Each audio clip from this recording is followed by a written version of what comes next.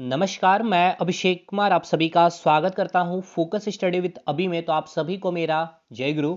तो जेपीएससी में miscellaneous section में 15 सवाल पूछे जाने हैं। हर एक सवाल 2 मार्क्स का होगा, मतलब 30 मार्क्स आपके बनने वाले हैं इस मिसलेनियस सेक्शन में। तो समझिए कितना इंपॉर्टेंट है। और यहाँ से आपको केवल 8 टॉपिक पढ़ने हैं। 8 में पहला टॉपिक आपका ह्यूमन राइट्स यानी कि मानव अधिकार, पूरा आज इस मैराथन वीडियो में मैंने कंप्लीट कर देनी है। और बहुत शानदार वे में आप ह्यूमन राइट्स को खत्म करेंगे। इससे बाहर आपको एक सिंगल लाइन नहीं पढ़ने की जरूरत है।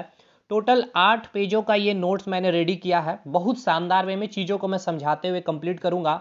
इससे पहले मैंने 2 वीडियो दिए हैं, लेकिन ये एक मास्टर वीडियो है, इसमें थोड़ी सी और भी चीज़ों को मैंने इंप्रूव किया। तो चलिए बात करते हैं हम लोग मानव अधिकार की। इससे पहले आप सारी वीडियो को देख पाएँ सिस्टमेटिक वे में, हमारे टेलीग्राम ग्रुप को ज़रूर से ज्वाइन कर लीजिएगा। झारखंड जीके के जेपीएससी के लिए मैंने बहुत सारे वीडियोस बनाए हैं, आप उसे एक बार ज़रूर देखें। या फिर आपको अगर वो वीडियो नहीं मिल पा रहा है तो मैंने कमेंट सेक्शन में भी पिन कर दिया। लेकिन सबसे अच्छा है कि आप टेलीग्राम ग्रुप को ज्वाइन कर लीजिएगा। हर दिन मैं वहाँ पर वीडियो शेयर करता हूँ और जो भी अपडेट है वहाँ पर मैं देते रहता हूँ। अभी तक ह्यूमन राइट से 6 सवाल पूछे गए हैं, छठी जेपीएससी में, 7वीं जेपीएससी में, और जेपीएससी का जो बैकलॉग पेपर हुआ है प्री में, वहां पे 2 सवाल पूछे गए हैं। तो देखिएगा आज का जब आप क्लास कंप्लीट करेंगे तो वो 6 सवाल और भी बहुत सारे सवाल आप आराम से बना पा रहे होंगे। तो पूरी वीडियो आप देखिएगा एक बार। चलिए स्टार्ट करते हैं हम लोग मानव अधिकार की। इसके बाद आपका हम लोग स्टार्ट करेंगे इंटरनेशनल ऑर्गेनाइजेशन या फिर इन्वायरमेंट को। देखिए, और एक चीज़ ये है कि आप में से जो भी स्टूडेंट इंटरेस्टेड है जेपीएससी पेपर 1 के लिए यानी इंडियन जीके का कंटेंट लेना चाहते तो हमसे इस नंबर पर संपर्क कर सकते हैं। History, polity, geography, economic, static part और करंट अफेयर वाला सेक्शन, ठीक है।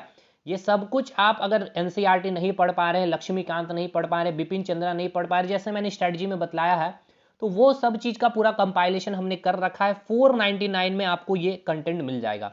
इसके अलावा आपको साइंस एंड टेक लेनी होगी, यानी फिजिक्स, केमिस्ट्री, बायोलॉजी, और उसके साथ साथ इसरो और डीआरडीओ ने जो भी डेवलपमेंट की है ये भी कंटेंट लेंगे तो आपको प्लस, अगर साइंस का भी सेक्शन लेते हैं और ये जीके का भी कंटेंट लेंगे तो 799 फी है।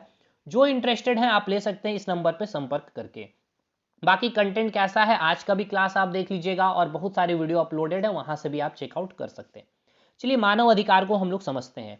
एक तो पहले, सबसे पहले एक चीज ये समझ लीजिए, मानव अधिकार कहने का मतलब ये कि यहाँ पर 2 वर्ड है, एक है आपका अधिकार और एक है आपका मानव, ठीक है। अधिकार समझ रहे हैं कि आपको ये अधिकार दे दी गई है, यानी कि आप इस चीज को कर सकते हैं या फिर आपको ये चीज मिलेगा ही मिलेगा। किसे मिलेगा? तो मानव की मिलेगा। अब 2 प्राणी है एनिमल किंगडम, जिसको आप पढ़ते भी है बायोलॉजी में, एक है मानव और एक है आपका जानवर। अब इन दोनों के बीच में जो डिफरेंस करने का जो काम करता है यही मानव अधिकार करता है। कैसे, मैं इसको भी समझाता हूं। देखिए, 2 वर्ड है, एक वर्ड है आपका भय यानी कि फियरनेस जिसे कहेंगे, फियर जिसका होता है, एक डर होता है, और एक होता है भूख जिसे हम कहते हैं हंगरनेस। ये भय से मुक्ति आपको और ये भूख से आपको जो मुक्ति दिलाती है ये मानव अधिकार ही दिलाती है। कैसे, इस पे भी मैं आऊंगा। लेकिन जब जानवर की हम बात करते हैं तो उसे एक भय हमेशा ही बना रहता है और उसे भूख की भी एक समस्या होती है। आप कितने बड़े भी जानवर क्यों ना हो, चाहे आप शेर हो, चाहे सियार हो, चाहे बाघ हो, चाहे भालू हो, आप भूख के तला आपको भूख के लिए एक फेयरनेस बनी हुई रहती है। तो ये जो अंतर है मानव के बीच और ये जानवर के बीच में, इन दोनों के बीच अंतर करने का एक सबसे अच्छा काम करता है मानव अधिकार। ये ह्यूमन राइट्स, ये मानव अधिकार यानी मानव को जो अधिकार दिया गया है कि आपको ना तो किसी से डरने की जरूरत है और आपको सरकार भूखे मरने नहीं देगी। कैसे, इस पे हम लोग बात करते हैं। देखिए, एक व्यक्ति की अगर हम लोग बात करते हैं तो मूलभूत जो आवश्यकताएं हैं जीने के लिए, क्या 3 चीजें हम लोग जानते हैं। एक क्या है आपकी रोटी, ठीक है साहब, एक है आपकी क्या कपड़ा, और एक क्या है आपका मकान, यानी कि फूड, क्लॉथ और शेल्टर। ये 3 मूलभूत ऐसी चीजें हैं जो व्यक्ति को जीने के लिए चाहिए ही चाहिए। लेकिन जब मानव अधिकार सिस्टम में आया, देखिए मानव अधिकार आप ऐसे मत सोचिएगा कि केवल राष्ट्रीय स्तर पर ही हम बातें कर रहे हैं, भारत के लेवल पर ही बात कर रहे, नहीं। राष्ट्रीय स्तर के साथ साथ ये एक अंतर्राष्ट्रीय स्तर का भी ये एक विषय है जिसपे बहुत सारे कानून बने हुए हैं। यानी ये मानव अधिकार अंतर्राष्ट्रीय स्तर पर भी, यानी कि पूरे विश्व में, साथ साथ इस भारत में भी है। समझ गए? यानी भारत में जो मानव अधिकार आया, इससे पहले बहुत सारे देशों में मानव अधिकार की उत्पत्ति हो चुकी थी, उसके बाद भारत में ही आया है। तो ये मानव अधिकार जब आया तो 3 जो हमारी मूलभूत इकाई थी, रोटी, कपड़ा, मकान, इसके साथ साथ ये मानव अधिकार ने 2 मूलभूत इकाई को और जोड़ दिया। एक तो आपका शिक्षा और एक आपकी चिकित्सा, जिसे कहेंगे मेडिकल। ठीक है, यानी एक व्यक्ति को जीने के लिए 5 मूलभूत चीजों की आवश्यकता है और इस 5 में 2 चीजें शिक्षा और चिकित्सा, इसको ऐड करने वाला ये मानव अधिकार ही है। मतलब सरकार एक व्यक्ति को ये 5 मूलभूत चीजें प्रोवाइड करेगी ही करेगी। देखिए, शिक्षा जो व्यवस्था आपको प्रोवाइड की गई, हालांकि अभी भी प्राइमरी लेवल पे है। ठीक है, ऐसा नहीं कि 9th 10th की या 11th 12th की आपको शिक्षा फ्री में दी जा रही है, नहीं है। ये सरकार के पास अभी इतनी सोर्सेस नहीं है, लेकिन प्राइमरी एजुकेशन तक आपको फ्री एजुकेशन सरकार प्रोवाइड करती है। चिकित्सा सरकारी अस्पताल में आपको प्रोवाइड की जाती है, दवाएं आपको फ्री ऑफ कॉस्ट में दी जाती है या फिर नाम मात्र की जो भी फी होती है वो ली जाती है। तो ये 5 मूलभूत चीजें हैं। आप धरती पे आ गए हैं, इट मीन्स कि ये 5 चीजों की पूर्ति आपकी की जाएगी, यानी कि ये मानव अधिकार आपके जन्म लेते के साथ ही आपको मिल जाती है। इसीलिए इस मानव अधिकार को हम लोग नेचुरल राइट्स भी कहते हैं, यानी कि प्राकृतिक अधिकार भी कहते हैं। तो बहुत शानदार सवाल भी पूछा गया है आपके यूपीपीसीएस में। The another name of human right is natural right, यानी कि प्राकृतिक अधिकार। समझ में आया प्राकृतिक अधिकार? इसको मैं थोड़ा सा और भी चीजों को समझा देता हूं नेचुरल को, कि आपको पता है कि भ्रूण हत्या क्या है, एक पाप है या फिर जो हमारे कानून के खिलाफ है। यानी अगर आपकी बॉडी बननी स्टार्ट हो गई है गर्भ में, ठीक है ना, माँ के गर्भ में आपकी बॉडी बननी स्टार्ट हो गई है, तो आपका अधिकार है इस पृथ्वी पे आना। मतलब आप जन्म नहीं भी लिए हैं तो ये आपको मानव अधिकार मिल जाती है। समझ में आया? इसलिए हम लोग इस मानव अधिकार को कहते हैं प्राकृतिक अधिकार या नेचुरल राइट्स। चीजें समझ में आई? बहुत मैंने बेसिक से चीजों को समझाया है। एक व्यक्ति को 5 चीजों की आवश्यकता है, रोटी, कपड़ा, मकान, शिक्षा और चिकित्सा। ये पांचों चीजें जो आपको मिलेगी, सरकार आपको प्रोवाइड करेगी, ये ऐसा बोला गया है। आपके एक मानव को ये अधिकार दिया गया, ये ह्यूमन राइट्स यही काम करती है। अब एक व्यक्ति को एक सोसाइटी में रहना है तो उसको अपनी पर्सनालिटी डेवलपमेंट के लिए भी भाई कुछ मतलब कि बेसिक चीज क्या हो, एजुकेशन चाहिए उसको। ठीक है, अपना सोशल डेवलपमेंट करने के लिए कुछ काम धाम चाहिए, बिल्कुल चाहिए कि नहीं, मानसिक विकास होना चाहिए। तो इन सभी चीजों को पूर्ति कौन करता है? तो ये ह्यूमन राइट्स ही करता है एक व्यक्ति की। ठीक है, तो मानव राइट का एक सिंपल सा साधारण सा मैंने बेस बतलाया है। अब यहाँ एक डेफिनेशन किताब के अकॉर्डिंग जो आप पढ़ते हैं, those right which are provide to all men on the basis that he she is human being and need such right as indispensable to lead life with dignity as called also called natural right. मतलब ये कि वो अधिकार जो प्रत्येक व्यक्ति को, चाहे वो मेल हो चाहे वो फीमेल हो, आप एक इंसान हैं तो आपको वो अधिकार यानी कि वो मानव अधिकार मिलेगी जो आप एक रिस्पेक्टफुल्ली सोसाइटी में आप जी सके, जीवन यापन कर सके। तो ये मानव अधिकार आपको एक सोसाइटी में एक रिस्पेक्टेड लाइफ जीने के लिए आपको ये अधिकार आपको प्रोवाइड की गई है। अगर आपको ये नहीं, आपका मानव अधिकार आपका हनन हो रहा है, तो इसके बारे में भी हम बात करेंगे कि आप कहां जा सकते हैं। ठीक है, तो ये एक सिंपल सा छोटा सा डेफिनेशन है। अब देखिए, मानव अधिकार, और आपको थोड़ा सा माइंड में अब आ रहा होगा कि ये मिलता जुलता ऐसा फील हो रहा है कि हमारे मौलिक अधिकार की बातें भी हो रही है क्या, ये फंडामेंटल राइट्स की बातें हो रही है क्या? देखिए, मौलिक अधिकार और मानव अधिकार एक होते हुए भी अलग है। कैसे, इसको समझिएगा। देखिए, मौलिक अधिकार कहने का मतलब ये, आपने पॉलिटी में पढ़ा भी होगा कि आपका अगर मौलिक अधिकार यानी कि फंडामेंटल राइट्स का हनन हो रहा है तो आप डायरेक्ट क्या कर सकते हैं, सुप्रीम कोर्ट जा सकते हैं और वहां पर आप कंप्लेन दायर कर सकते हैं। लेकिन अब एक और चीज को समझिए, मौलिक अधिकार मतलब ये कि ये चीजें आपको सरकार को प्रोवाइड करनी ही करनी है। मतलब आप भारत के नागरिक हो गए तो 6 फंडामेंटल राइट्स आपको मिलेंगे ही मिलेंगे, आप भारत के नागरिक हो गए तो। ठीक है, तो सरकार को ये अधिकार देना ही पड़ेगा। स्वतंत्रता का अधिकार, आपको एक स्थान से दूसरे जगह जाने का अधिकार, बोलने का अधिकार, आप किसी भी धर्म को मानने का अधिकार, आपको कोई रोक नहीं सकता है। और अगर कोई रोकेगा तो आप डायरेक्ट सुप्रीम कोर्ट जा सकते हैं। ठीक है, लेकिन ये जो मानव अधिकार की हमने अभी बातें की, ये जरूरी नहीं है। पहली बात तो ये कि अगर आपका मानव अधिकार आपका हनन हो रहा है, या उल्लंघन हो रहा है तो इसके लिए आप सुप्रीम कोर्ट नहीं जा सकते। पहली बात तो ये, ठीक है। अब इसको समझिएगा कि क्यों ऐसा किया गया, इसके लिए आप क्यों सुप्रीम कोर्ट नहीं जा सकते हैं, या फिर सरकार बाध्य नहीं है कि आपका जितना भी मानव अधिकार इसका फुलफिल कर ही दे। अब समझिएगा, मानव अधिकार और फंडामेंटल जो राइट्स है यानी कि जो मौलिक अधिकार, इन दोनों के बीच का थोड़ा अंतर को समझने का कोशिश कीजिएगा। हालांकि है दोनों एक ही चीज है, लेकिन फिर भी दोनों एक दूसरे से अलग है। मानव अधिकार और फंडामेंटल राइट्स में मैं एक दो एग्जांपल ले रहा हूं। फंडामेंटल राइट्स में आपको क्या बोला गया है कि आपको किसी भी धर्म को मानने की आपको क्या है, स्वतंत्रता है या नहीं, स्वतंत्रता है।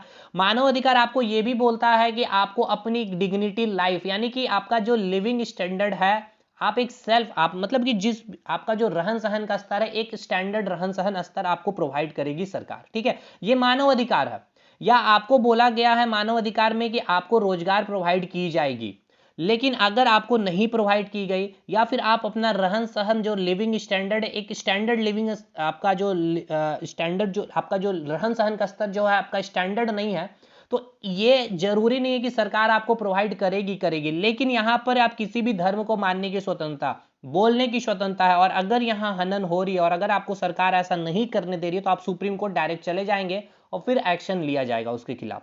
लेकिन अब यहां पे समझिएगा इसके खिलाफ ऐसा क्यों नहीं नियम है या फिर कानून है, क्योंकि देखिए अगर मानव अधिकार में ये बातें बोल दी जाए कि हर मानव को रोजगार दी जाएगी, तो क्या आपको लगता है कि जो जनसंख्या है वो जनसंख्या के अकॉर्डिंग सरकार के पास इतने संसाधन है कि हर व्यक्ति को सरकार रोजगार दे दे? पॉसिबल नहीं है। और अगर नहीं दे पाई तो आप क्या करेंगे, सुप्रीम कोर्ट चले जाएंगे, फिर तो सरकार को फटकार लगेगी भाई। इसीलिए कुछ कुछ मानव अधिकार को फंडामेंटल राइट्स में लिया गया। अब समझिएगा, यानी ये जो फंडामेंटल राइट्स है आपके, ये मानव अधिकार से ही लिए गए आपके अधिकार हैं, लेकिन वो अधिकार हमने फंडामेंटल राइट्स में मानव अधिकार के लिए जिसको सरकार क्या कर पाए, हर एक जनता तक पूर्ति कर पाए। दूसरी, उसके पास इतने संसाधन हो कि वो अधिकार को पूरे अच्छी तरह से इंप्लीमेंट कर पाए। यानी अब समझ में हमें ये आया कि जो ये आपका जो वेन डायग्राम आप देख रहे हैं, यहां से सवाल बनता है कि जो भी मानव राइट्स हैं यानी कि ह्यूमन राइट्स हैं यानी कि जो मानव अधिकार हैं, वो सभी मानव अधिकार आपके मौलिक अधिकार नहीं है।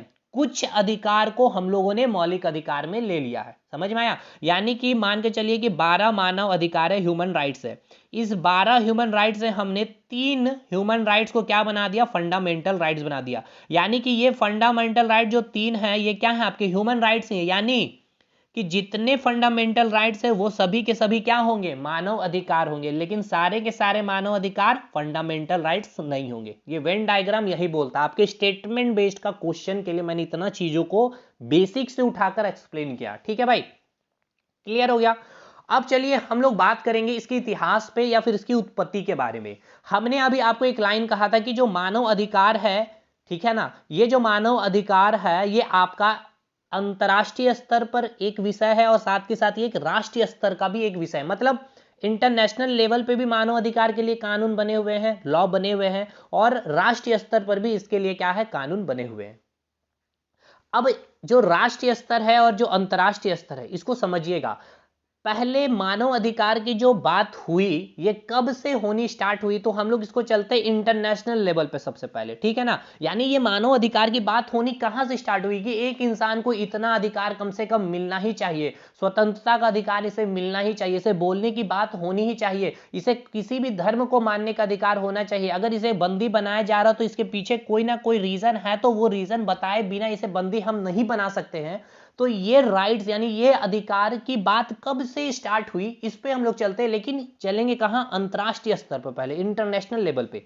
यानी मैंने यहां लिखा है कि अंतरराष्ट्रीय स्तर पर अगर देखें तो मानव अधिकार का जो इतिहास है या फिर इसकी जो जन्म है, यानी कि इंसानों को अधिकार मिलना जो शुरू हो गया था, ये सभ्यता से ही शुरू हो गई थी। जैसे सिविलाइजेशन कहने का मतलब ये कि आप एंशिएंट हिस्ट्री पढ़ते हैं भारत का, उसमें हमने बात किया इंडस सिविलाइजेशन की। आपकी जो ये सिविलाइजेशन है, क्या आपको लगता है कि केवल भारत में ही ये सिविलाइजेशन थी? नहीं, भारत के साथ साथ ऐसे कई सारे सिविलाइजेशन थे, जैसे कि ग्रीक सभ्यता थी आपकी, बेबीलोन सभ्यता थी, इंडस वैली सिविलाइजेशन भारत में थी, रोमन सभ्यता थी। तो इन सारे सिविलाइजेशन में इंसान के अधिकार की बातें यहां से ही चलनी शुरू हो गई थी। मतलब उस समय से ही, उस हड़प्पा सभ्यता से ही लोगों को कुछ मानव अधिकार, ह्यूमन राइट्स दे दिए गए थे।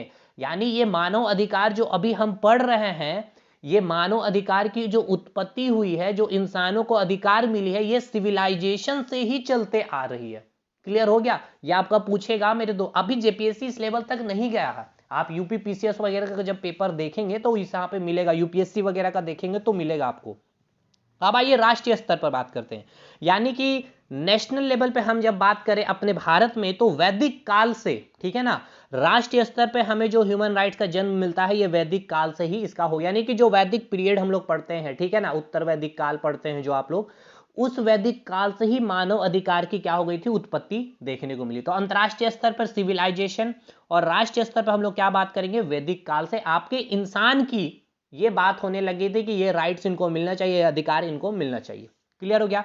ये हो गया आपकी एंसेंट की बात, यानी कि प्राचीन काल में जो मानव अधिकार की बात हो रही थी। अब आधुनिक काल की हम लोग बात करते हैं, मॉडर्न पीरियड की।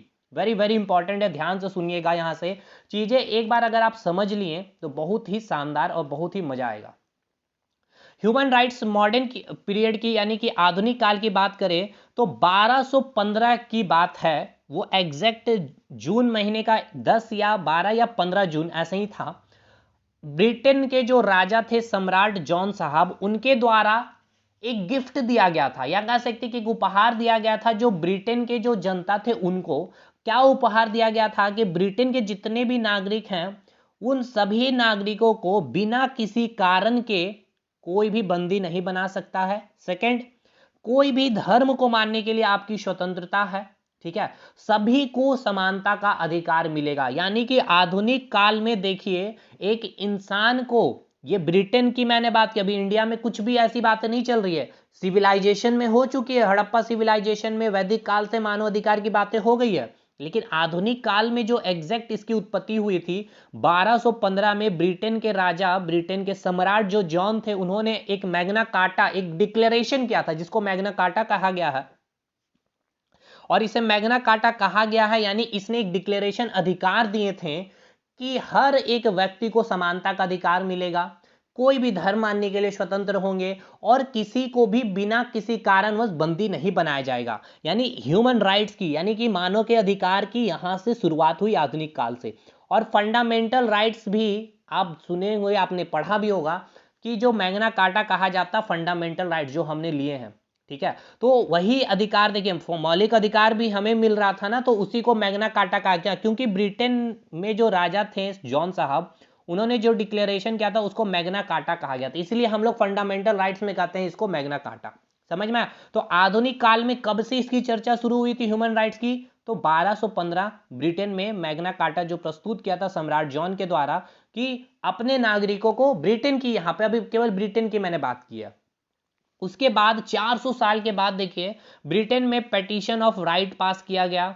1689 में बिल ऑफ राइट्स पास की गई। तो देखिए, जब ये मैग्ना कार्टा मिल गया वहां के जनता को, petition of right, bill of right मिलने लग गए, तो जब इस प्रकार के अधिकार जब वहां के लोगों को मिलने लग गए, तो देश में जो भुखमरी थी, देखिए जब आपको अधिकार मिलने लगेगा, ठीक है, तो सिंपल सी बात है, आप क्या करेंगे, डेवलप करेंगे। मैंने कहा ना, आपका पर्सनैलिटी डेवलप करेगा, एक व्यक्तित्व विकास करेगा, मानसिक विकास करेंगे, आप सोशली डेवलप कर पा रहे होंगे, ठीक है। तो मानव के जो वहां के लोग थे, वहां के लोगों की भुखमरी, जो एक दूसरे के बीच में जो डिस्क्रिमिनेशन थे, एक दूसरे के बीच में जो रंग में, मतलब कि जो आप रंग में जो भेदभाव होता है ना, वो भेदभाव खत्म हुआ, अनइक्वलिटियां, असमानताएं खत्म हुई। जो स्लेवरी सिस्टम थे, यानी कि ह्यूमन ट्रैफिकिंग वाला जो काम होता है कि कुछ ही बच्चे को जबरन किसी फैक्ट्री में काम कराया जा रहा है, किसी होटल में काम कराया जा रहा है, या किसी महिलाओं के साथ कुछ भी, मतलब उत्पीड़न वाली सिस्टम जो भी आपको पता है, तो इस तरह की जो स्लेवरी सिस्टम थी, इसको क्या हुआ, खत्म होते हुए इस समय देखने को मिलने लग गया था ब्रिटेन में।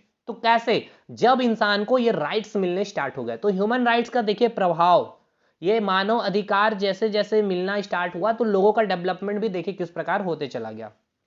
फिर हम अमेरिका में देखें उसी समय 17 अमेरिका में पता है अमेरिका के ऊपर भी किसका अधिकार था, अंग्रेजों ने अधिकार कर रखा था।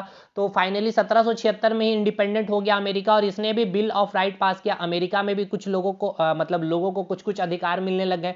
फ्रांस ने भी 1789 में French declaration of right of man and the citizen, इन्होंने भी, यानी कि देखिए धीरे धीरे विश्व स्तर पर मानव के अधिकार, आधुनिक काल की ये सब बातें चल रही है, ठीक है ना। मॉडर्न पीरियड में क्या हुआ, ह्यूमन राइट्स मिलने शुरू हो गए थे। अब फर्स्ट वर्ल्ड वार होता है 1914 में, 1914 से 1919 में। और जब फर्स्ट वर्ल्ड वार होता है तो आप सबको पता है कि बहुत सारी त्रासदी मची, बहुत सारे लोगों की हत्याएं हुई, पूरा देश पूरा विश्व इससे ग्रसित हुआ। तो ऐसी वर्ल्ड वार की सिचुएशन, दूसरी वर्ल्ड वार ऐसी ना हो पाए, इसके लिए हम लोगों ने एक संस्था बनाई जिसको लीड कर रहा था अमेरिका, लीग ऑफ नेशन, ठीक है। 10 जनवरी 1920 50 देशों का 50 कंट्रीज के सदस्य थे, लेकिन ये सक्सेस नहीं हो पाया। और फिर से सेकेंड वर्ल्ड वार हुई 1939 से 1944 तक।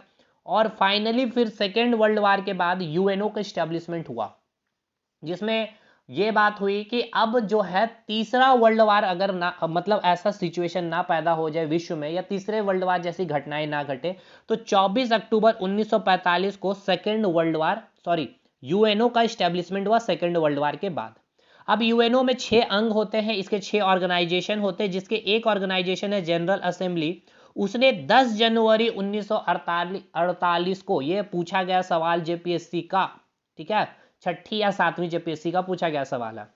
तो इस जनरल असेंबली ने 10 जनवरी 1948 में यूनिवर्सल डिक्लेरेशन किया ह्यूमन राइट्स की, मतलब पूरे यूनिवर्सली जो डिक्लेरेशन किया गया था जनरल असेंबली के द्वारा। कब किया गया था ह्यूमन राइट्स, मानव अधिकार की बात हुई थी कि अब हर एक कंट्री को, मानव को यह अधिकार दिया जाएगा 10 जनवरी 1948 में। देखिए समझिएगा, भारत आजाद हो रहा है इधर 1947 में, अमेरिका 1776 में ही आजाद हो चुका है, इसने कई सारे बिल ऑफ राइट्स ले आए, बहुत सारे अधिकार ले आए जनता के लिए। इधर भारत, अब मतलब समझिएगा इसको, आप समझिए भारत का संविधान इतना क्यों खूबसूरत है और क्यों इतना, जो जनता के मतलब यहाँ के नागरिकों के लिए ही ये संविधान क्यों इतना सुंदर है, इसको समझिए। भारत आजाद हो रहा है 1947 में और अब भारत की संविधान लिखी जा रही है। तो जितने संविधान को लिखने वाले लोग हैं, ये सारे अधिकार जो यहाँ पे ब्रिटेन में है, अमेरिका में है, ऑस्ट्रेलिया में है, अफ्रीका में है, पूरे वर्ल्ड के संविधान को, यहाँ पे तो संविधान बन गया ना, उनके संविधान को पढ़ रहे हैं और वहां से जो जो ह्यूमन राइट्स है या फिर जो मानव अधिकार है, उस मानव अधिकार को निकाल करके उसको अपने फंडामेंटल राइट्स में इंक्लूड कर रहे हैं। तो सोचिए कितना शानदार हमारा जो संविधान बना है तब जाके, क्योंकि 26 जनवरी 1950 को फाइनली हमारा संविधान लागू हुआ पूरी तरह से। तो 26 जनवरी 1950, और यहाँ समझिए यहाँ पे सेकेंड वर्ल्ड वार 44 को खत्म हो रहा है। यूएनओ ने घोषणा कर दी है 10 जनवरी 1948 को, यूनिवर्सल डिक्लेरेशन कर दी ह्यूमन राइट्स को। तो आपके जो फंडामेंटल राइट्स हैं, 6 फंडामेंटल राइट्स जो हैं, ये हमने जिस जिस कंट्री से लिए, ये सब आपको याद होगा, हमने करवाया भी है। तो सोचिए जो संविधान लिखे हैं, कितना इन्होंने संविधान को, सारे देशों की संविधान को पढ़ा है, वहाँ के जो जो बिल है, जो जो कानून है, जो जो राइट्स है, जो जो अधिकार है, उनको पढ़ पढ़ करके हमारे संविधान में ऐड किया गया। ये मैं चीज़ें आपको समझाना चाहता हूँ। अब आगे चलते, ये इंपॉर्टेंट डाटा है भाई आपके लिए। देखिए अब यहाँ से क्या क्या इंपॉर्टेंट चीज़ें आपके लिए बनी है अभी तक, हम यहाँ पे बात करते हैं। पहला तो नेचुरल राइट आप समझ लिए, मानव अधिकार का डेफिनेशन समझ लिए, ये फंडामेंटल राइट्स और मानव अधिकार के बीच का सिस्टम को समझ लिए।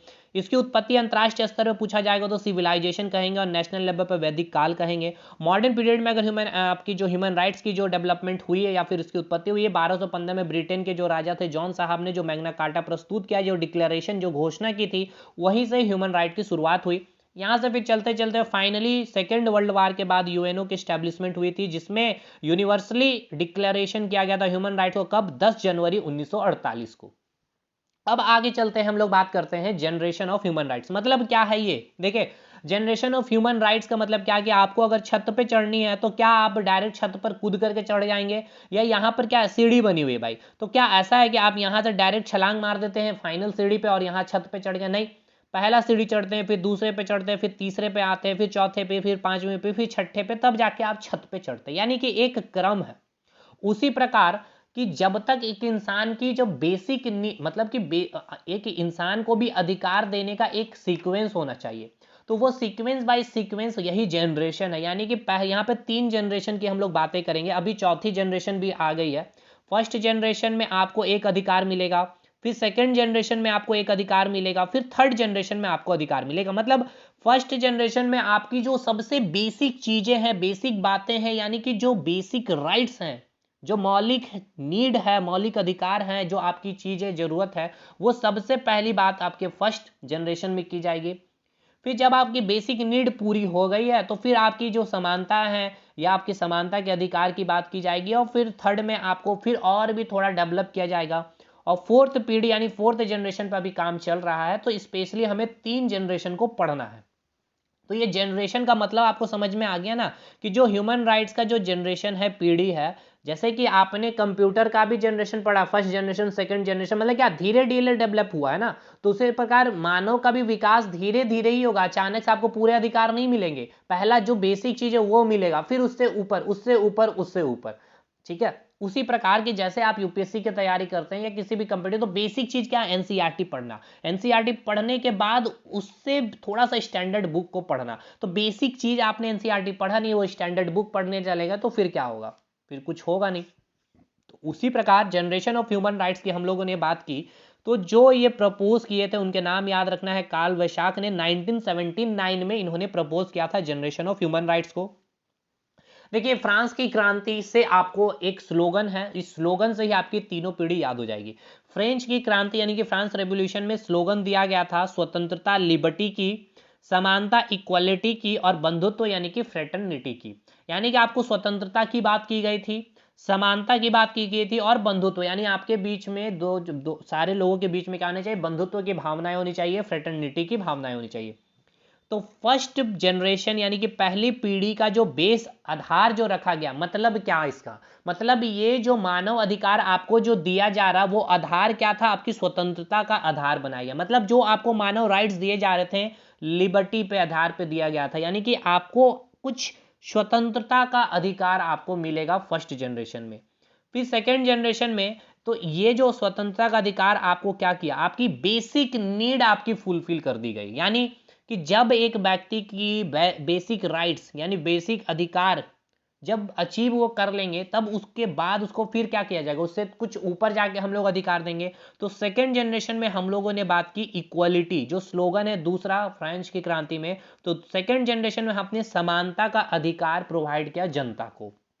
तो जब इंसान की बेसिक नीड अचीव हो गई, समानता का अधिकार इन्हें मिल गया, तब तीसरी जनरेशन में हम फ्रेटर्निटी बंधुत्व की बात करेंगे। यानी कि अब अगर आप एक कंट्री से दूसरे कंट्री में जाते हैं तो बंधुत्व का भावना होनी चाहिए। आप वहां पे जाके अपने कल्चर को प्रस्तुत कर सकते हैं, या वहां के कल्चर को आप क्या कर सकते हैं, अडॉप्ट कर सकते हैं। एक बंधुत्व की भावना, ग्लोबलाइजेशन, वैश्वीकरण की बात हुई। आप अपनी टेक्नोलॉजी एक दूसरे कंट्री को शेयर कर सकते हैं, आप उस कंट्री का टेक्नोलॉजी आप अपने कंट्री में शेयर कर सकते हैं।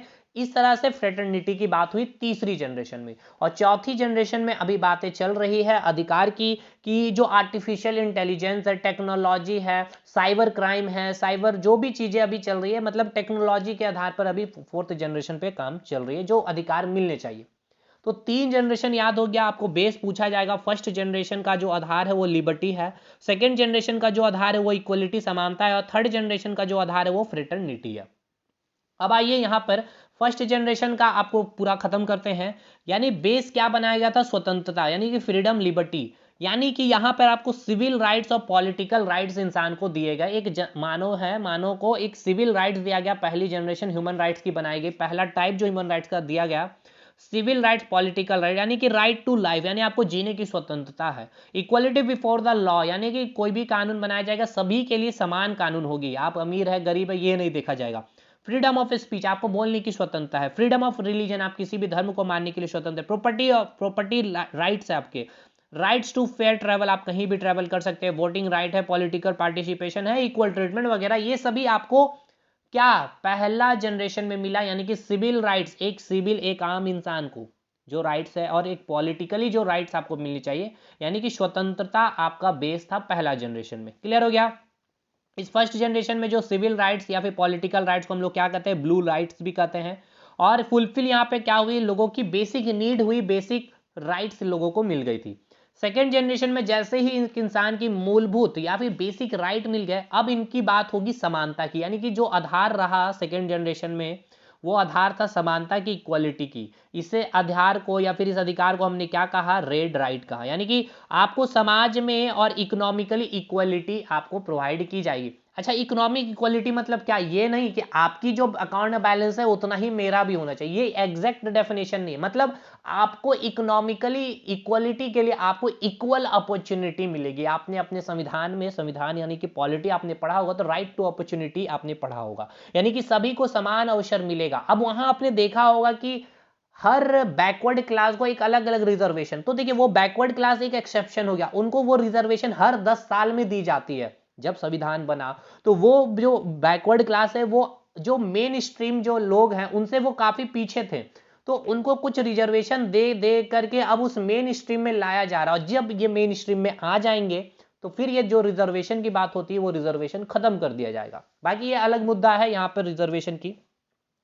तो समझ में आ गया, इकोनॉमिकली आप इक्वली होंगे और सोशली भी इक्वल होंगे, यानी आपको समाज में एक समानता मिलेगा, भेदभाव वगैरह आपके साथ नहीं की जाएगी। इकोनॉमिकली आपको ऐसा नहीं कि आपके साथ इस प्रकार से भेदभाव किया जाएगा कि आपके पास पैसा कम है या पैसा ज्यादा, ठीक है ना, तो इकोनॉमिकली इक्वलिटी भी आपको मिलेगी। द राइट टू वर्क होगा, मतलब राइट टू आपको वर्क करने का, काम करने का अधिकार होगा। राइट टू सोशल इक्वलिटी होगी, राइट टू हेल्थ केयर, ये सभी आपके इसके एग्जाम्पल है सेकंड जनरेशन में। तो सेकंड जनरेशन में जो अधिकार था वो क्या था, समानता का अधिकार था, यानी कि सोशल और इकोनॉमिकली इक्वलिटी होगी, जिसे हम लोग रेड राइट कहा।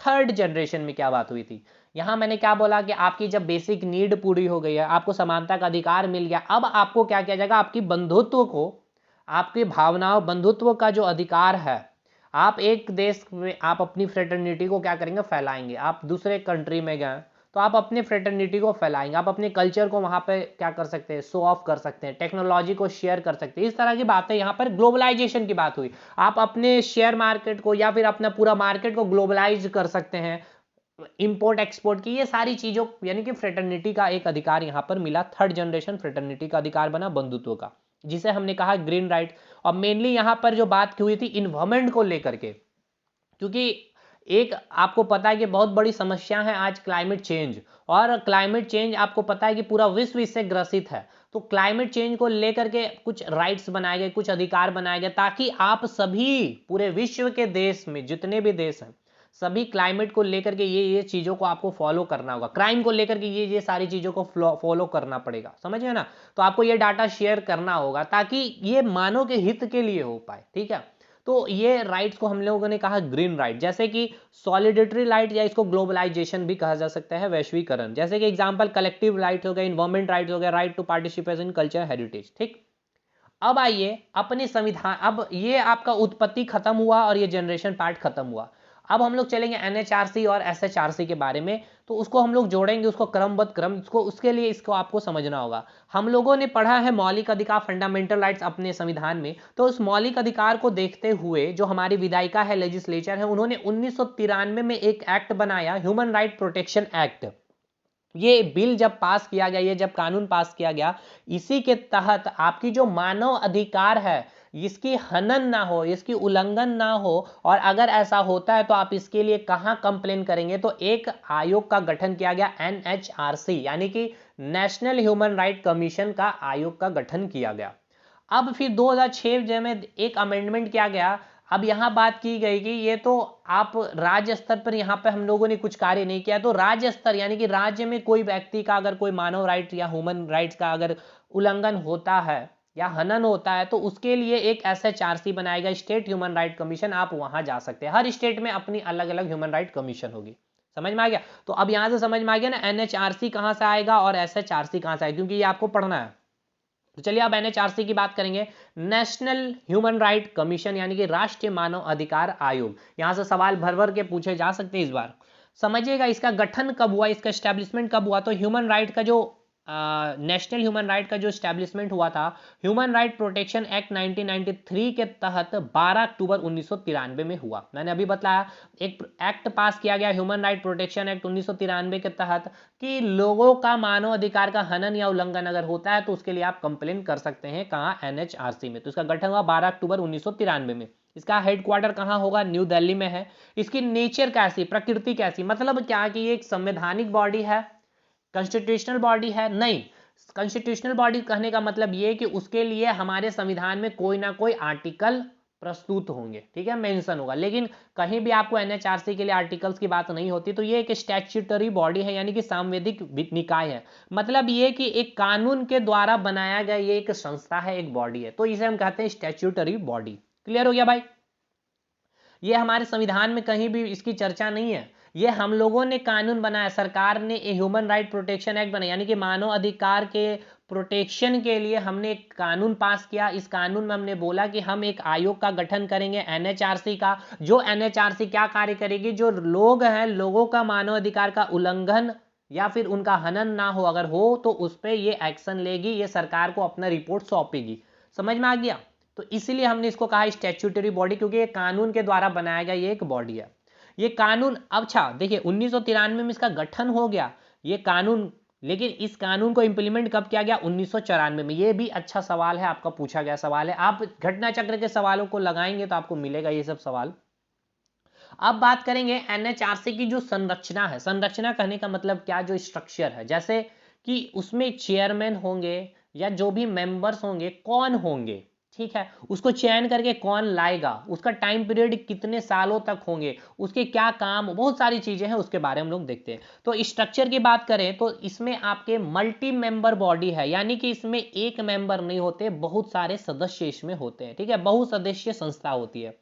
देखिए जब इसका स्थापना हुआ था 1993 में, यानी कि 1994 में जब इसे इंप्लीमेंट किया गया था, तो टोटल इसमें कितने मेंबर थे? एक चेयरमैन हुआ करता था, ठीक है, और टोटल आपके 4+4 यानी कि टोटल आपके 8 सदस्य होते थे, यानी टोटल मेंबर कितने होते थे? 9 होते थे, ठीक है। ये कब की बात है ये भाई? ये डाटा याद रखिएगा, ये भी आपको हो सकता है पूछ ले। देखिए अभी जेपीएससी बैकलॉग का जब पेपर देखेंगे तो आपका लेवल बहुत अच्छा हो गया, अलग हो रहा है शिफ्ट आपका लेवल एग्जामिनेशन का, तो ये सब चीज आपको पता होना जाएगा। ड्यूरिंग एस्टेब्लिशमेंट ऑफ एनएचआरसी, यानी कि जब एनएचआरसी का जब गठन किया गया था उस समय संरचना क्या थी? एक चेयरमैन, एक अध्यक्ष होगा और 8 सदस्य होंगे। 8 में 4 परमानेंट होंगे और 4 नन परमानेंट होंगे। अभी इस पे हम लोग आते हैं, लेकिन प्रेजेंट में क्या आप बात करते हैं? प्रेजेंट में एक चेयरमैन होगा, 5 परमानेंट मेंबर होंगे और 7 नन परमानेंट मेंबर होंगे। क्लियर हो गया? यहां तक चीजें हो गए। अब आइए जो पहला इस पे हम लोग बात करते हैं, अध्यक्ष जो होगा ये कौन अध्यक्ष बन सकता है, यानी कि क्वालिफिकेशन क्या होगी? क्या आप बन सकते हैं? क्या मैं बन सकता हूं? नहीं। कौन बन सकता है चेयरमैन एनएचआरसी का? तो वो व्यक्ति, वो पर्सन जो चीफ जस्टिस ऑफ इंडिया रह चुका होगा, या फिर बोल सकते हैं कि सुप्रीम कोर्ट का वो कोई भी जज होगा। वो एक रिटायर्ड जज ही इस बॉडी की, एनएचआरसी बॉडी की क्या हो सकते हैं? उसके चेयरमैन या फिर अध्यक्ष बन सकते हैं। तो क्लियर हो गया? तो चेयरमैन कौन बन सकता है आपसे पूछा जाएगा, तो सुप्रीम कोर्ट का कोई भी रिटायर्ड जज या फिर chief justice of India. Clear यहां तक? कोई दिक्कत? कोई दिक्कत नहीं sir. Chief justice of India जो रिटायर्ड होगा या सुप्रीम कोर्ट का जज जो रिटायर्ड है उसको बनाया जा सकता है। क्या चीज बनाया जा सकता है? Chairman of NHRC. उच्चतम न्यायालय का पूर्व मुख्य न्यायाधीश या अन्य न्यायाधीश इसका बन सकता है क्या? चेयरमैन। अब आइए 5 परमानेंट मेंबर की बात करेंगे, यानी कि जो 5 परमानेंट मेंबर होंगे, ठीक है, वो कौन कौन होंगे? तो 5 परमानेंट मेंबर में जो पहला मेंबर जो होगा सुप्रीम कोर्ट का कोई एक जज होगा, यानी कि जज ऑफ सुप्रीम कोर्ट, यानी कि उच्चतम न्यायालय का कोई भी कार्यरत जज हो सकता है या फिर रिटायर्ड जज है तो वो भी एक पहला मेंबर होगा। परमानेंट मेंबर में वो पहला मेंबर होगा। अब परमानेंट मेंबर का दूसरा मेंबर कौन बनेगा? तो चीफ जज ऑफ हाई कोर्ट, यानी कि उच्च न्यायालय का कार्यरत या फिर पूर्व न्याय, हाई कोर्ट का कोई जज या हाई कोर्ट से रिटायर्ड जज जो होंगे वो दूसरे परमानेंट मेंबर बनेंगे। तो पहला मेंबर हो गया परमानेंट कौन? जज ऑफ सुप्रीम कोर्ट। दूसरा मेंबर हो गया परमानेंट कौन? जज ऑफ हाई कोर्ट।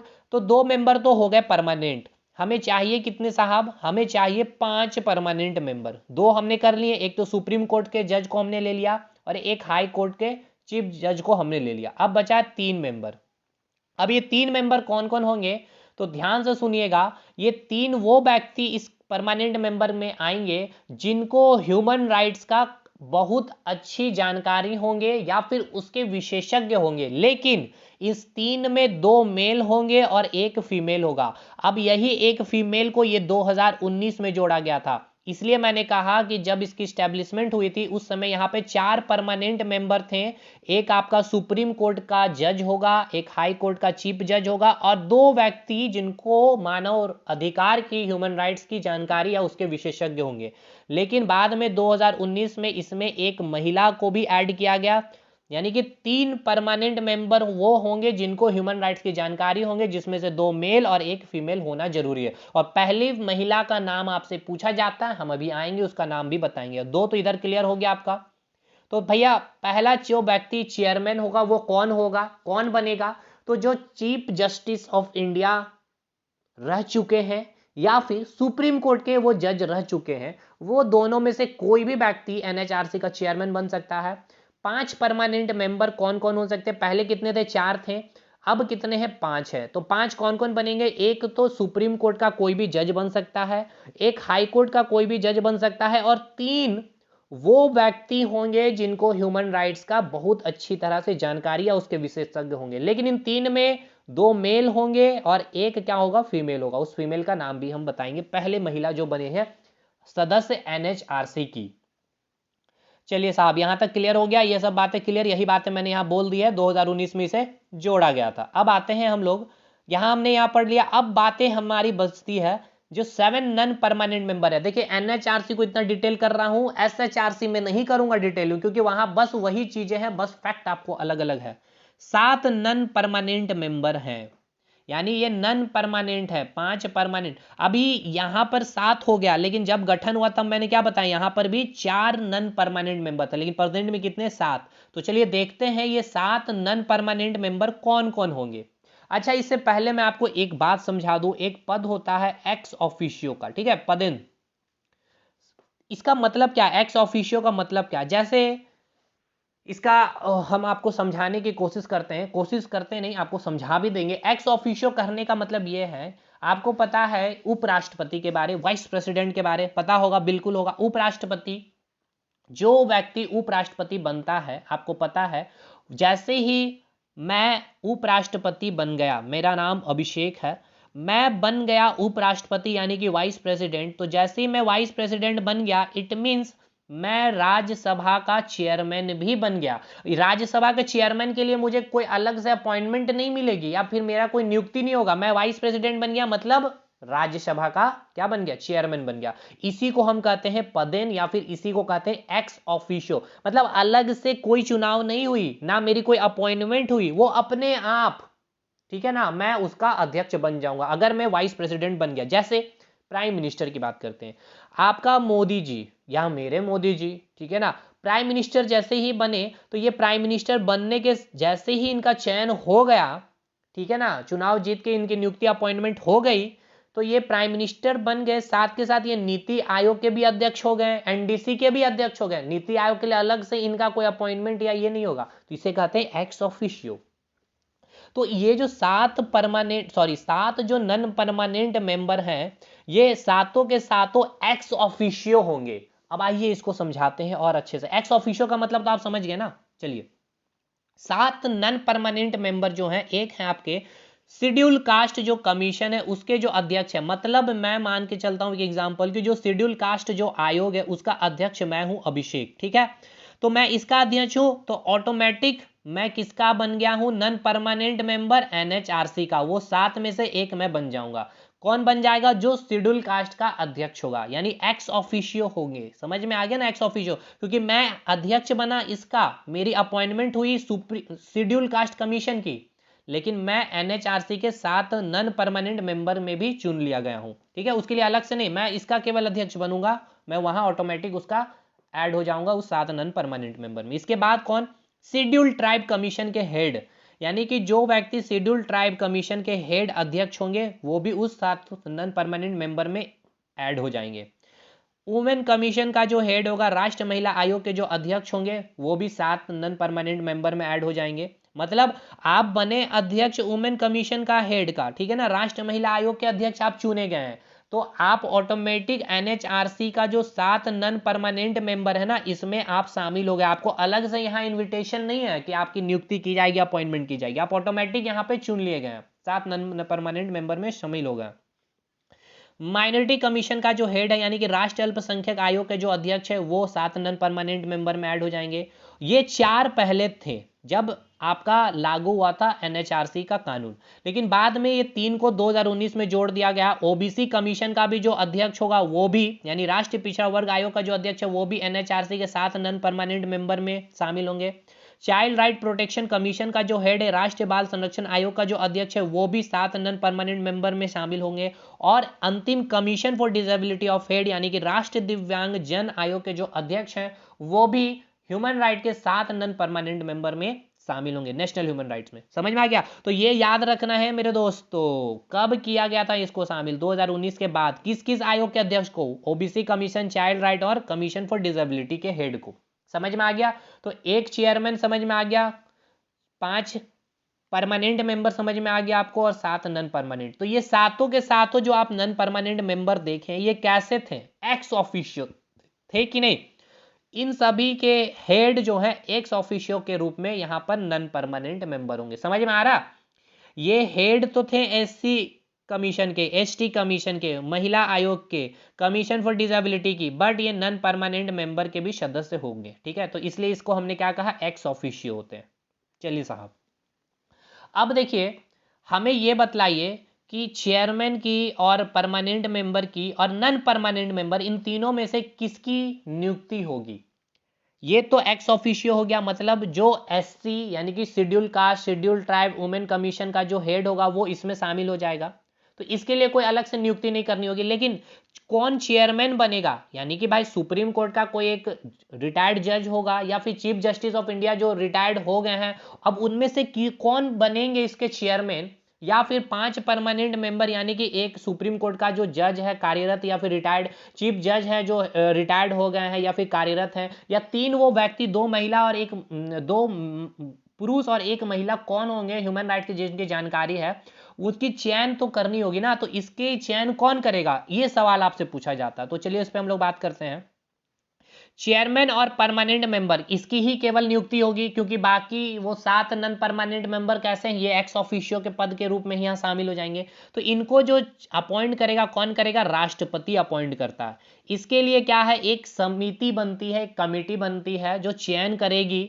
6 सदस्य की एक समिति, यानी जो एक कमेटी बनेगी इसमें 6 सदस्य होंगे, 6 लोग होंगे। ये 6 लोग कौन कौन होंगे ये आपको याद करना होगा। एक प्राइम मिनिस्टर होंगे जो इस समिति का अध्यक्ष होगा, होम मिनिस्टर होंगे, स्पीकर ऑफ लोकसभा होंगे, डिप्यूटी चेयरमैन ऑफ राज्यसभा होंगे, और अपोजिशन लीडर इन लोकसभा और अपोजिशन लीडर इन राज्यसभा में जो है, ये 6 के 6 व्यक्ति किस समिति में प्रेजेंट होंगे?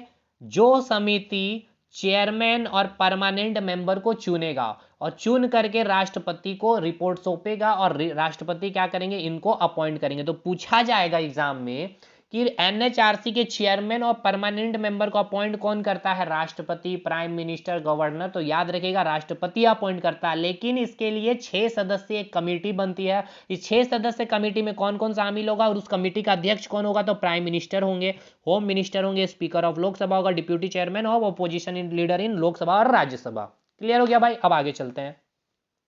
अब ये जो एनएचआरसी में आप जो चेयरमैन बन गए हैं या फिर 5 परमानेंट मेंबर बन गए हैं, तो आपकी जो टेन्योर है, जो कार्यकाल होगी, कब तक रहेंगे? तो 3 साल तक।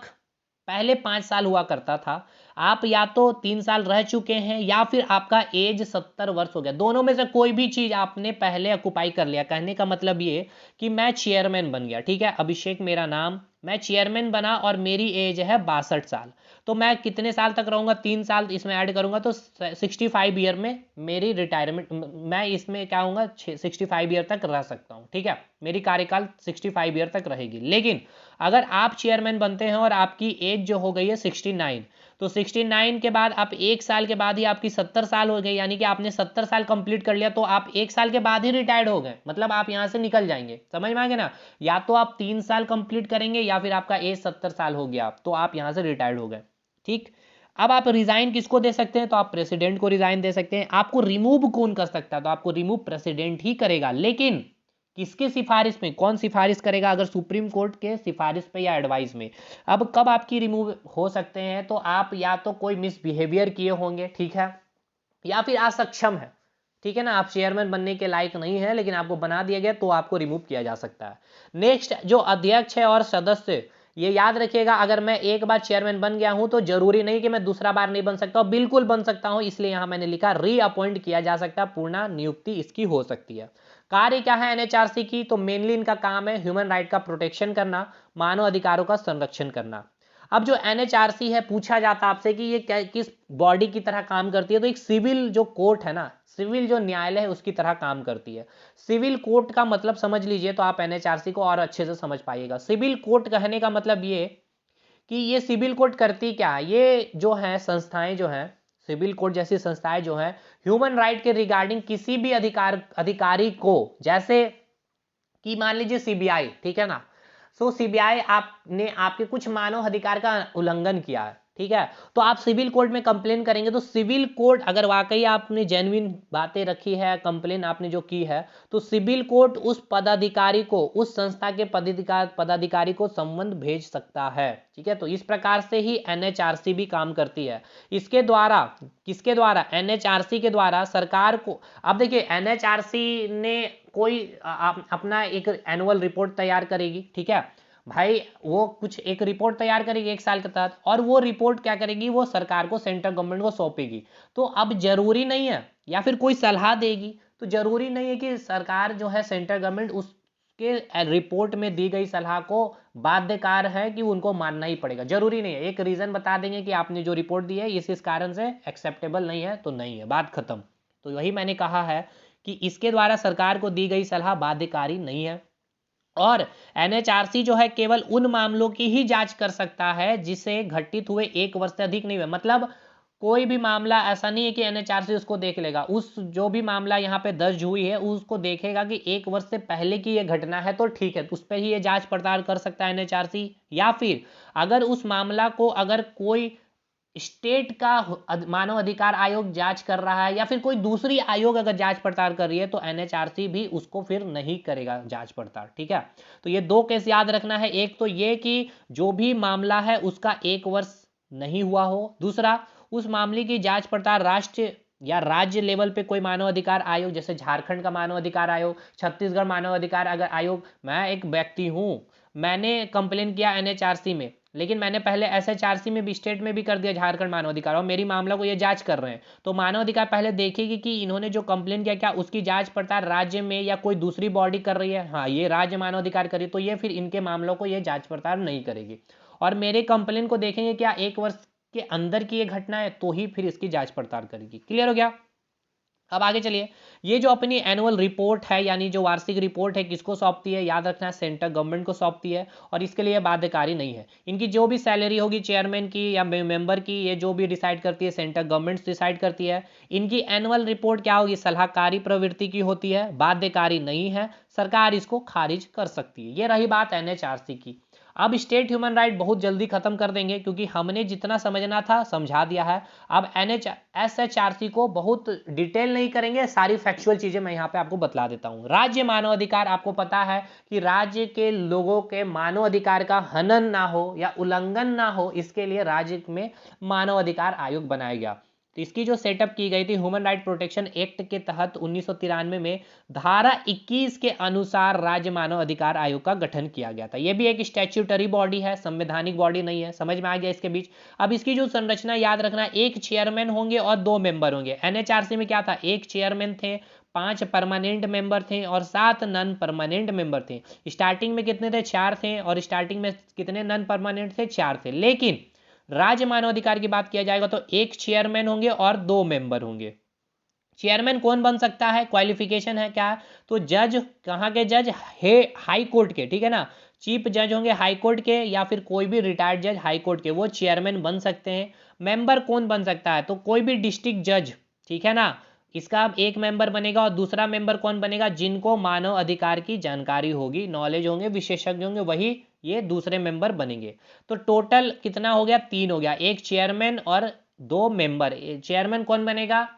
हाई कोर्ट के रिटायर्ड जज हो सकते हैं या फिर कोई भी चीफ जज हो सकते हैं हाई कोर्ट के। दूसरा 2 मेंबर में एक मेंबर कौन होगा? तो जो डिस्ट्रिक्ट जज होंगे, और एक कौन होगा? जिनको ह्यूमन राइट्स के बारे में जानकारी होगी। अब ये जो चेयरमैन है और इन मेंबर की नियुक्ति कौन करता है? तो याद रखना इनको जो अपॉइंट करता है कौन? गवर्नर करेंगे। वहां एनएचआरसी में कौन कर रहे थे? राष्ट्रपति कर रहे थे। और इसके लिए क्या थी? एक सदस्य बनती थी। सेम यहाँ भी एक कमेटी बनेगी। उस कमेटी में कितने लोग थे? 6 लोग थे, ठीक है ना, याद है। और उस कमेटी के अध्यक्ष कौन थे? प्राइम मिनिस्टर थे। लेकिन यहाँ पर जो कमेटी बनेगी, यहाँ पर संख्या आपसे पूछा जाएगा तो ध्यान रखना है आपको। यहाँ पर जो कमेटी बनेगी, इस कमेटी में कौन कौन होते हैं? चीफ मिनिस्टर होते हैं, होम मिनिस्टर होते हैं, स्पीकर ऑफ लेजिस्लेटिव असेंबली होते हैं, और opposition leader in legislative assembly होते हैं। लेकिन ये बात हो गई कहाँ? कि जिस स्टेट में लेजिस्लेटिव काउंसिल नहीं है, विधान परिषद नहीं है। अब झारखंड में नहीं है, तो झारखंड में जो राज्य मानव अधिकार आयोग के जो चेयरमैन और जो 2 मेंबर का जो गठन किया जाएगा, इसके लिए जो कमेटी बनेगी, उसमें कितने सदस्य होंगे? 4। कौन कौन? एक सीएम होंगे, एक होम मिनिस्टर होंगे, एक स्पीकर ऑफ लेजिस्लेटिव असेंबली होगा, और opposition leader in legislative assembly होंगे, यानी विधानसभा के जो अपोजिशन लीडर में होंगे वो शामिल होंगे। 4 लोग शामिल होंगे। लेकिन यही बिहार मानव अधिकार आयोग की बात की जाए, वहां पे जो चेयरमैन और जो 2 मेंबर का चयन किया जाएगा, इसकी जो कमेटी बनेगी, जो गवर्नर जिसको अपॉइंट करेगा, यानी ये कमेटी के रिपोर्ट के अनुसार इस कमेटी में कितने लोग होंगे बिहार में? तो 6 हो जाएंगे। ये 4 तो होंगे ही होंगे, इसके साथ साथ वहां पे क्या है? लेजिस्लेटिव काउंसिल, विधान परिषद है। तो उस राज्य के विधान परिषद के अध्यक्ष भी बैठेंगे, 5वां ये व्यक्ति हो गए। और अपोजिशन लीडर इन जो लेजिस्लेटिव काउंसिल में होंगे, यानी विधान परिषद में जो अपोजिशन लीडर हैं, 6ठे ये व्यक्ति हो जाएंगे। तो ये याद रखना है आपको। इसकी टेन्योर 3 वर्ष है और 70 वर्ष में रिटायरमेंट है। दोनों में से जो पहले पूरा हो जाए। ये रिजाइन किनको देंगे? गवर्नर को। वहां पे रिजाइन किसको दिया जा रहा था? प्रेसिडेंट को दिया जा रहा था। वहां पर अपॉइंट कौन कर रहे थे? प्रेसिडेंट कर रहे थे। यहाँ कौन करेंगे? गवर्नर करेंगे। यहाँ कमेटी बनेंगे। कमेटी के कितने लोग होंगे? 4 होंगे। कब? जब लेजिस्लेटिव काउंसिल नहीं होंगे आपकी स्टेट में, ठीक है। झारखंड में बात की जाए नहीं है तो 4 होंगे, लेकिन बिहार की पूछ लिया है तो 6 होंगे उस कमेटी में। और यही एनएचआरसी में बात किया जाए तो कमेटी में कितने होंगे? 6 होंगे। उसके अध्यक्ष कौन होंगे? प्राइम मिनिस्टर होंगे। ये सब बातें याद रखना है दोस्तों। अच्छा, रीअपॉइंट किया जा सकता है, बिल्कुल यहाँ भी रीअपॉइंट किया जा सकता है। ये एनुअल रिपोर्ट किसको देंगे? तो स्टेट गवर्नमेंट को ये सबमिट करेंगे, सिंपल सी बात है। अब यहाँ रिमूव, ये याद रखना है कि इनको रिमूव जो किया जाएगा, प्रेसिडेंट ही रिमूव करेगा। गलती से भी गलती नहीं करना, गवर्नर ठीक कर देना, ठीक है। वहां भी रिमूव प्रेसिडेंट कर रहे थे, किसके एडवाइस में? सुप्रीम कोर्ट के एडवाइस में। यहाँ भी प्रेसिडेंट रिमूव करेंगे on advice of supreme court. Salary वगैरह जो भी मिलेगी, सेवा शर्तें, सर्विस कंडीशन, अलाउंसेस, भत्ते, सैलरी, वेतन, स्टेट गवर्नमेंट डिसाइड करती है। सिविल कोड जैसा वर्क करेगी। सिविल कोड क्या है आपको बतला दिया। ये कार्य कैसे करते हैं, या इनका कार्य क्या है? स्टेट में मानव अधिकारों का संरक्षण करना। कंप्लीट है भाई। अब आइए, ये सब बातें क्लियर हो गया। अब झारखंड मानव अधिकार आयोग की बात कर लेते हैं। झारखंड ह्यूमन राइट कमीशन में 2-3 पॉइंट याद कर लीजिए। हेडक्वार्टर कहाँ है? रांची। चेयरमैन कौन है? अपडेट रहिएगा करंट अफेयर से, अभी संतोष कुमार सतपति जी हैं। अब एनएचआरसी में याद रखना है वर्तमान अध्यक्ष कौन है? अरुण कुमार मिश्रा। अब ये सब अपडेट करते रहिएगा करंट अफेयर से। प्रथम अध्यक्ष ये तो फिक्स है, न्यायमूर्ति रंगराज मिश्रा जी। और प्रथम महिला कौन है? तो फातिमा बीबी जी। याद रखना, ये आप एक अपडेट रखिएगा। और दूसरा अपडेट इसके चेयरमैन को रखिएगा, झारखंड मानव अधिकार। मेरे दोस्तों, इसके अलावे आपको कुछ चीज पढ़ने की जरूरत नहीं है। ये 8 पेज का कंटेंट है, बस पढ़ लीजिए। 2 सवाल यहां से यहीं बनेगा। मैं लाऊंगा मिसलेनियस के जब क्वेश्चन प्रैक्टिस करूंगा, क्योंकि मानव अधिकार के मैं कितना क्वेश्चन कराऊंगा? 20-22 क्वेश्चन अच्छे मैंने बहुत शानदार में एक्सप्लेनेशन कर दिए। आपके अगर अच्छे से क्लासेस किए हैं तो बहुत अच्छे से चीज़ें समझ में आएगी।